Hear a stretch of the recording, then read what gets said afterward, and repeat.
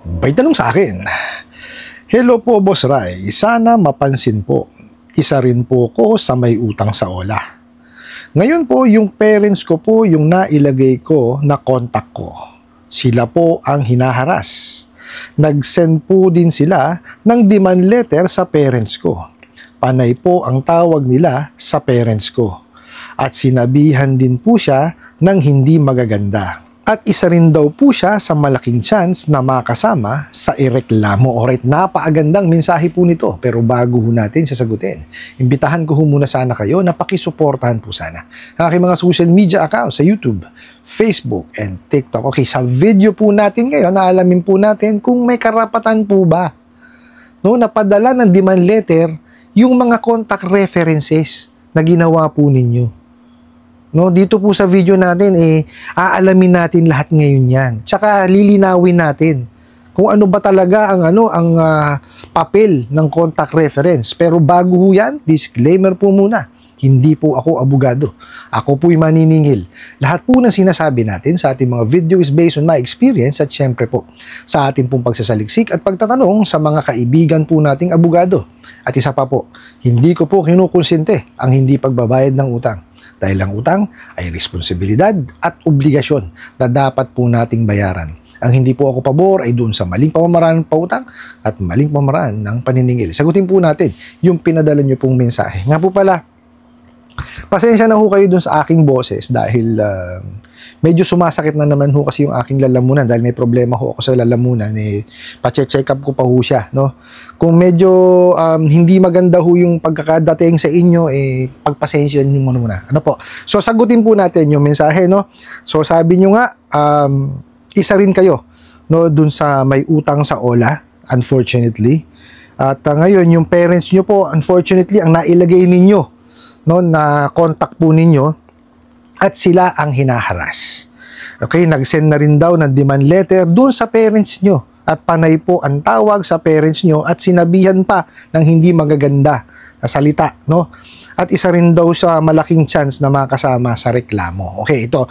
Simulan po muna natin doon sa sinasabi na na yung parents po yung nagawang contact reference. Well, syempre, 'di ba? Kung kayo yung manghihiram, lalo kung single kayo, ilalagay nyo talaga na na contact reference is yung mahal nyo sa buhay, which is yung parents nyo, di ba? Or yung kapatid ninyo. Kasi yun ang hinihingi ng pagkakataon di ba? Kalimitan po ng mga nagpapautang, yun ang hinihingi. Di ba? Yung immediate family. Kasi kung kayo may asawa, yung asawa ilalagay ninyo. Pero kung kayo po'y single, po pwede yan, yung magulang, kapatid, so yun po ang hinihingi. Ngayon, kung kayo po talaga yung naglagay, well, wala ho tayo magagawa doon.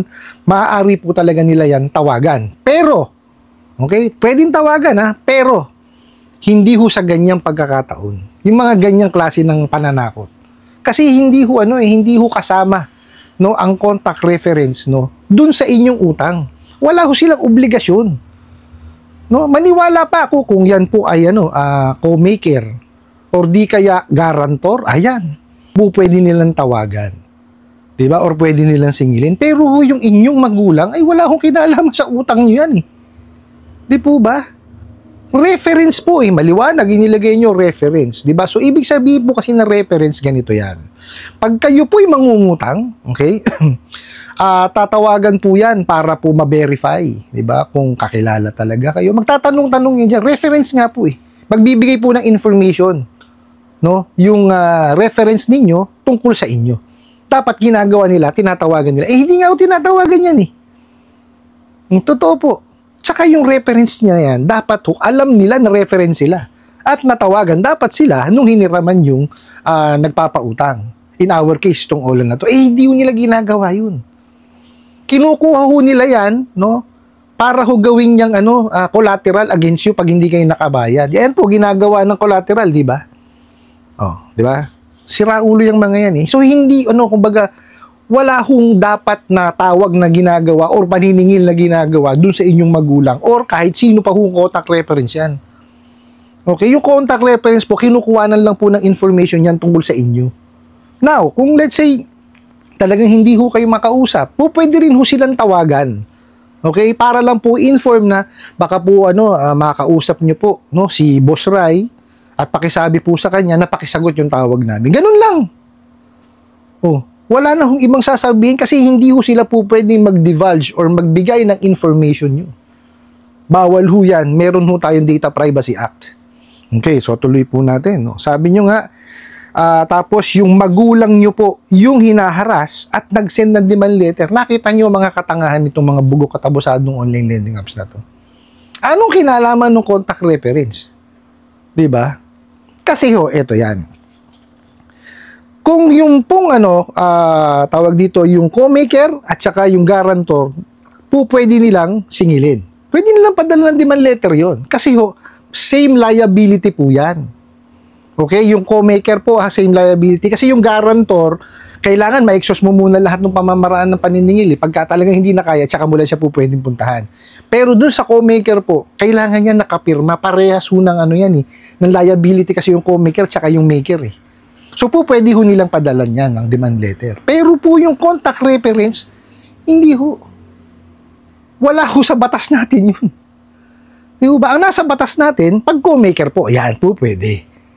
Pero pagka sinabi mo hong reference, hindi ho po pwede yan. Pagtatanungan lang ho yan eh. Diba? Tapos pagtatanungan yan, dun pa sa simula ng loan yan. Dapat yan, dun lang tinatawagan. Oh. Sa kanila, hindi. Tingnan nyo, pinadala ng demand letter, wala hong yan. Hindi, kumbaga walang merit yun. Hindi siya valid. Okay? Hindi siya valid na napadalan eh. No? Tsaka ang nakakainis dito sa mga bugo katabusadong online lending apps na to. Definitely po yung mga magulang ninyo, may mga edad na yan. Bakit kailangan nilang ganunin? Bakit wala ba kayong mga magulang? Kayong mga bugo katabusadong ahente ng online lending apps? Ha? Sobrang na kayo? Definitely yun, may edad yun. Ba't gaganunin nyo? Eh kung magkasakit yun, diba? Kung atakihin sa puso yun, sige nga. Anak kayo ng teteng. Bakit hindi nyo kayang gawin yun sa kliyente ninyo? Padala nyo ng demand letter yung kliyente ninyo. Yun yung may hit na utang eh. Diba? Bakit hindi nadamay nyo yung magulang na contact reference lamang? Oh. Masakit pa nga sa inyo, maski yung nasa contact list, yung ninakaw nyo, dinadamay nyo rin. Ganyan yung mga bugo katabusadong ahente ng online lending apps na yan eh. Mga wala hong kinalaman sa utang, dinadamay. Mga siraulo yan. Mga walang utak yan eh. Ang tete. Eto hong gawin po ninyo. Okay. Meron po tayong SEC, BSP, NPC. Okay. May PNP, NBI, tsaka meron po tayong PAO. Okay. Kung nasa Metro Manila po kayo, pumunta po kayo dyan sa Pasay. Meron ho dyan one-stop shop. Okay? Doon ho kayo mag-complain. Meaning po, pagpunta nyo doon, yung lahat po ng ahensya na sinabi ko po kanina, nandun po silang lahat, sabay-sabay nyo po yan. No? Mapagpa-file ng complaint. Now, pagka po kayo nasa province po kayo, well, online po natin gawin. Okay? Sa SEC po, no? Diyan po sa aking description box, sa aking YouTube channel, nandyan po yung iMessage. Okay? I-click nyo po yun, maaari po kayong gumawa ng account para po kayo makapag-complain. Okay? I-attach nyo po lahat ng inyong mga proof. Okay? Tapos po, NPC, sa National Privacy Commission, punta ko kayo sa kanilang website, mag-complain din kayo. Tapos, sa PNP, NBI, tsaka po sa PAOK, may mga website po sila. Hanapin nyo po kung saan kayo po pwede mag-email doon.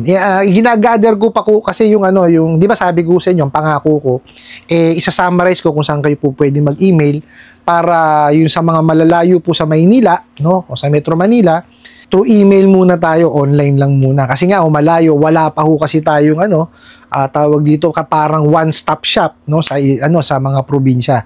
So, through online lang muna talaga tayo. Kasi ang hirap naman ho na magko-complain kayo, diretso ka agad kayo sa Maynila, no. Although, kailangan ho talaga nating gawan ng panahon 'yan. Hindi ho po pwede na ipapasawalang bahala natin, no, kagaya niyan, magmumukbok na lang tayo, wag hong ganun. Kasi hindi ho sila mapaparusahan pagka ganyan eh. Ito ho pagka yan ho na raid, okay? At nabalitaan nyo, puntahan nyo po para masampahan nyo ng kaso personally. Kasi ho hindi madadala yung mga yan. Tsaka hindi ho matutuloy po. Kumaga, mare-raid lang siya. Kasi ho pag walang nagsampa ng reklamo at hindi magiging konkreto po yung ebidensya no, para po sila'y mahatulan, ay hindi yung masasampa ng kaso yan. Hanggang doon lang tayo sa raid. 'Di ba? Masasayang po yung effort po ng mga tao na gumagawa talaga ng paraan para ho mahuli ang mga bugo katabusadong online lending apps na yan. Huwag ho kayong mag-alala, no? Ginagawan ho naman ng ng action. Hindi ho kasi basta-basta yan, no? May due process po tayo, no? Hindi ho po pwede yan na yung isang tao nagreklamo, action. Hindi ho ganon. Talagang may proseso ho yan, no? Sila ho nakakaalam nun eh. So ang gawin na lang po natin is kung meron talagang ginawang hindi maganda sa atin, i-complain natin doon sa mga ahensya ho ng gobyerno, no, na nakakasakop po dyan. Now, para matigil na to, no? For the meantime, kung wala pa talaga kayong pera, no, isantabi nyo muna siya. Okay? Tapos kayo mag-concentrate kayo dun sa mga kaya nyong kaya nyong kontrolin lang. Ang kaya nyong kontrolin, emotions po natin, yung ating pong pang-araw-araw na ginagawa. Especially po yung ating mga magulang na nadadamay, no, nitong mga bugo katabusadong ahente ng online lending apps na to. So, nyo sila, i-comfort nyo sila. And even kayo i-comfort nyo. No, tapos, concentrate kayo sa trabaho nyo, pag-ipunan nyo po, tsaka nyo siya bayaran. Kung ito pong OLA ninyo is legit, or legal, meaning meron po yung incorporated sa SEC, may certificate of authority yan, kasama yan sa sa recorded online lending platform. Well, checkin nyo po kung magkano yung babayaran nyo sa kanya. Pag-ipunan nyo, tapos tsaka nyo siya bayaran ng buo, itabi nyo yung proof of payment. Now, kung yan po'y illegal, ibig sabihin fly by night, wala ho doon sa tatlong sinabi ko. Ang bayaran nyo na lamang po is yung na-disburse po sa inyo. Okay, maliwanag po. Kung for example, na-approve kayo 1,000, ang dinisburse 500, yung 500 na lang po ang bayaran po ninyo. Kasi po, at least, ibinalik po ninyo yung pinuhunan nila sa inyo. Dahil wala naman hong kakayanan magdemanda yung mga bugok na yan. Dahil hindi ho sila, kumbaga makukonsider na juridical entity. Hindi ho sila organisasyon. Hindi sila kumpanya dahil hindi nga ho sila incorporated sa SEC. Or hindi nga wala nga silang certificate of authority. Okay? Hindi ko sinasabing wag nyo silang bayaran. Ang sinasabi ko po sa inyo, bayaran nyo lamang po kung yan ay illegal, kung magkano ay na-disburse sa inyo. Dahil wala hong kakayanan yan magdemanda. Okay? Masasayang lang ho ang laway niya mga bugok na yan.